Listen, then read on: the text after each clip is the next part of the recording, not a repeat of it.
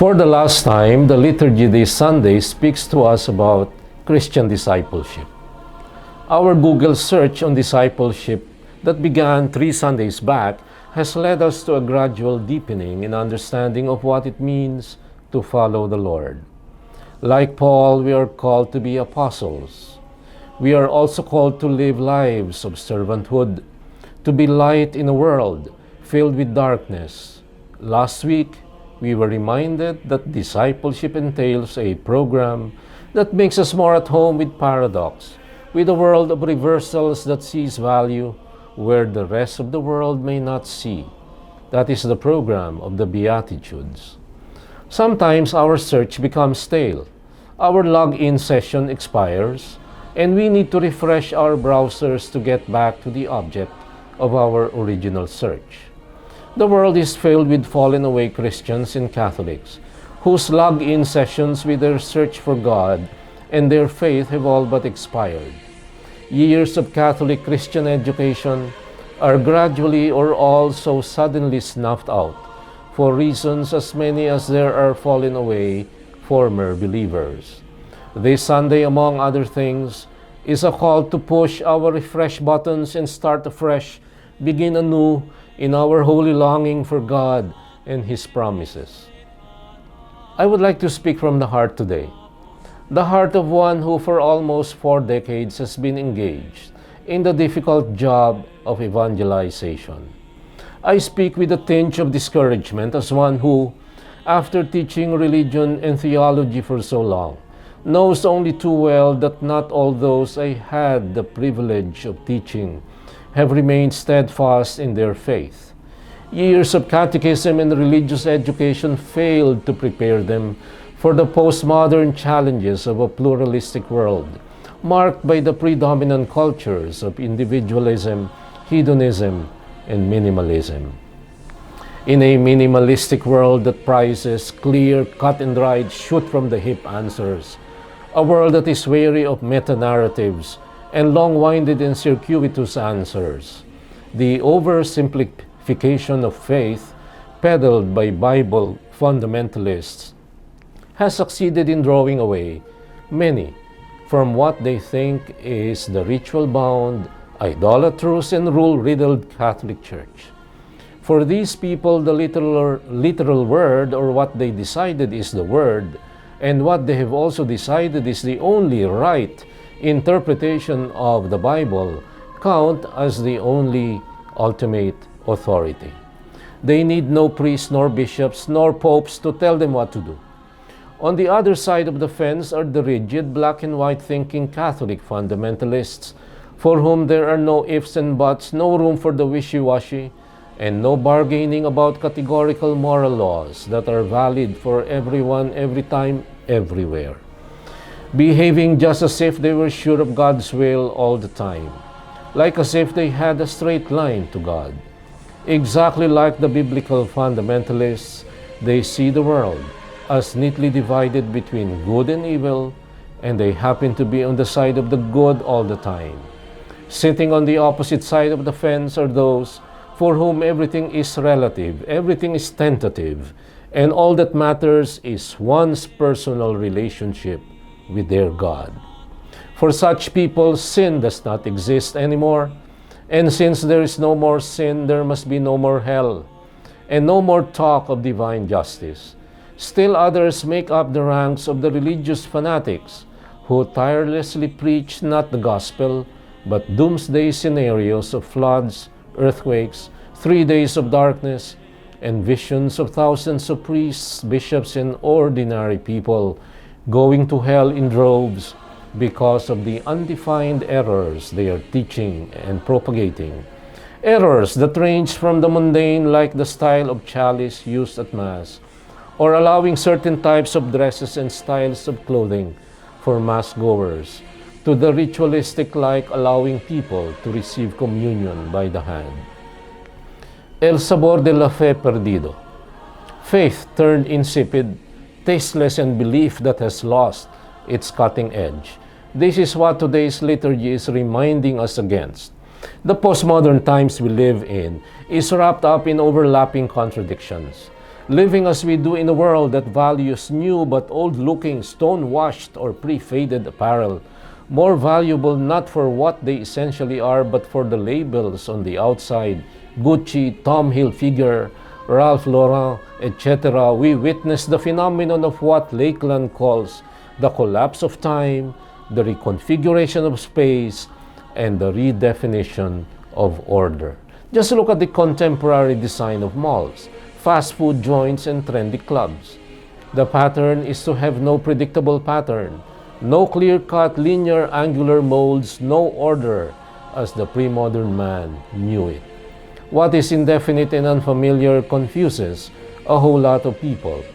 Both the ultra-conservatives and the ultra-progressives, the fundamentalists, whether born again or Catholic, are those who both cannot handle the unpredictability of it all. The former prizes rigid, categorical, black and white thinking. The latter favors the no matter what they tell us, no matter what they do, what I believe is true mentality of boyzone fame. El sabor de la fe perdido.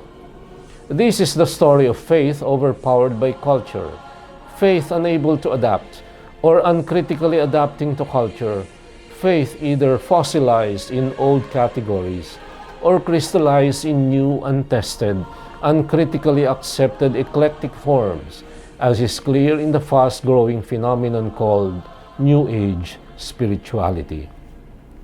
Gurus and charlatans from the East are given as much prominence as Christ. Christian teachings are reframed in Hindu-inspired pantheistic categories. The grace of salvation is replaced by purely human efforts at seeking divinity. Cryptic numbers and ointments from the East are given as much importance and value as the Christian sacraments, and heaven is equated with nirvana, and grace is redefined as karma. Since the fifth dimension singers popularized their song, the dawning of the age of Aquarius has happened to many gullible, uncritical people from California to Kathmandu, from Manila to Acapulco, from sea to shining sea. No se trata solamente del sabor de la fe perdida, sino y más peor la luz de la fe escondida. I started out by confessing a tone of discouragement. All over social media, I feel sad that people use the Word of God to prove others wrong. Sa Tagalog, ginagamit ang Biblia para makipagpukpukan at makipagtalo sa kapwa. Sabi nung isa, I am for Paul, I am for Cephas, I am for Apollos. In a postmodern situation of oversimplified truths and poorly digested knowledge of their faith tradition, the light of discipline and honest, unbiased search gives way to the semi-darkness of half-truths and downright lies, peddled by ideologues and writers out to make a fuss buck on controversial topics like the very popular but unfortunately mistaken Da Vinci hoax, like the hoax that is being made to ride on the popularity of Our Lady of Fatima's apparitions to three little children. I would like to assure you, though, that I usually do not remain discouraged for long. A deeper and second thought to whatever it is I perceive lead me right back to hope. As a phenomenologist, a closer look at the noumena, what externally appears to the uncritical eye, leads me right back to the deeper, albeit not obvious reality that a fine wind is blowing the new direction of time. If only I let it bear me, if only I let it carry me. Oh, for the wonder that bubbles into my soul, I would blur no thought, spoil no whisper. I just quoted a poem by Lawrence. This, dear readers, is what I would like you today to dwell on. El sabor será perdido y la luz escondida. Salt may have lost its taste, and light may have flickered for a while for some of us, as it does in my case on difficult moments. But the word of the Lord remains forever. The grass withers, the flower dies, but the word of the Lord remains forever. It is this word that today rouses us back to lively hope and dauntless courage.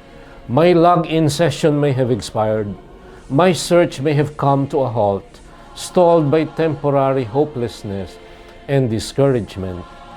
But I have decided today to do a refresh of my search, and this ongoing search for discipleship and what it means really has to do with being like salt and light. A little help from the wit and wisdom of Forrest Gump's mother serves us in good stead today. Stupid is as stupid does. She would tell her little son, Forrest, who would always be running around in his leg braces as a child. Without her knowing it, she was really quoting a classical scholastic Latin dictum that says, agere sequitur esse, action follows being. You are the salt of the earth. You are the light of the world. This is the word of hope for a confused, fumbling postmodern world marked by all types of extremist polarized positions.